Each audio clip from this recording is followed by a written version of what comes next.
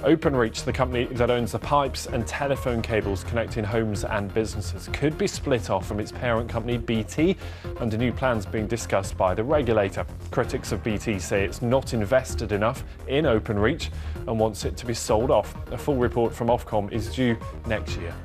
Good afternoon. The current relationship between BT and its subsidiary Openreach, which provides the pipes and the wires that connect people to the internet, is unlikely to continue. That is according to the head of the telecoms regulator, Ofcom. Now, the regulator is reviewing how the company provides super-fast broadband, and one option under consideration is a separation of Openreach from BT. Well, let's speak to Sharon White. She's the Chief Executive of Ofcom. Sharon, good to see you. Just talk us through the proposals here, because there's always been a rather cosy relationship, hasn't there, between BT and Openreach, as we said, that provides all those cables to connect people to the internet. And you're looking at 4 options to maybe change that relationship. Yes, hi Ben. We're in the middle of a review which kicked off in March. We will conclude, as you say, at the early part of next year.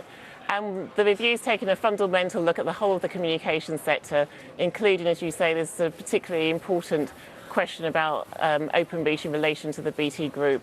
At the moment, there's already a degree of separation, and we are looking at whether that separation continues, whether it might be strengthened in some ways, or indeed whether a fuller form of separation might take place, whereby Openreach becomes a separate company. Looking at all of these issues very, very carefully, and as I say, we will conclude early next year. Yeah, and the reason you're doing this is because you think that some homes aren't connected to the internet speeds that they should be able to get, and in many cases, as critics point out, BT's not invested enough in Openreach, and therefore we're lagging behind to a certain respect in terms of super-fast broadband provision across the country. So I guess the context is the UK is in pretty good shape in terms of super fast rollout. Even in the last year, there's an extra 10% or so of homes who have got access to super fast, but there's more to do, particularly in terms of rural communities. Indeed, even some areas of our cities aren't getting the connections that they need, and also small businesses.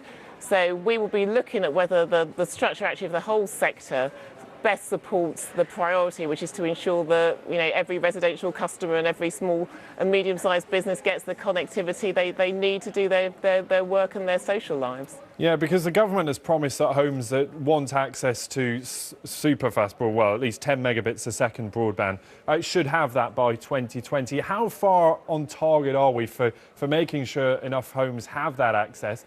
And if we're not reaching that target, who is responsible? Is it the likes of Openreach? So it's a good question. At the moment, we estimate that about 40% of homes and offices aren't getting 10 megabits per second, which, as you say, is our sort of rough threshold of what a decent service which allows you to browse the web, stream films and so on. That figure is higher for rural communities. It's about half, and about 15% of small and medium-sized enterprises also don't get 10 megabits per second. So what the government has said is that by 2020, every business, every individual should have the right to request at least 10 megabits per second. And we will work very closely with the government to make that happen. That may not all be through the sort of fixed lines that BT and some of its competitors provide. If you're in a very rural community, it could well be by satellite or another sort of technology. So we're not going into that helping the government to deliver that commitment, assuming that only one company or only one technology will be the answer. And while we're talking about internet speeds, I know you've also put a report out this morning talking about things that can affect speed, and one of those things are Christmas fairy lights. So people putting up the decorations this week might find that their Wi-Fi slows down. Why is that? It's really interesting. We did some research, which I have to say slightly surprised me too, which showed that for about 6 million homes and offices, broadband is being affected because there were problems with the Wi-Fi, and often that's because the router, which spreads broadband around to different mobile devices, may be too close to an electrical device, and that could be as simple as your Christmas lights or another lamp. I have to say, having done the test myself this weekend, we had a landline phone that was too close to our router, and we've separated that out. So some very practical, small tips actually could help us all get the best out of our broadband, including moving our Christmas lights. Good stuff. Sharon, thanks very much. Sharon White there, the Chief Executive. executive of Ofcom. So top tip, yes, separate those devices. Put your Wi-Fi router on a high shelf rather than down underneath the telly where most people tend to have it at the moment.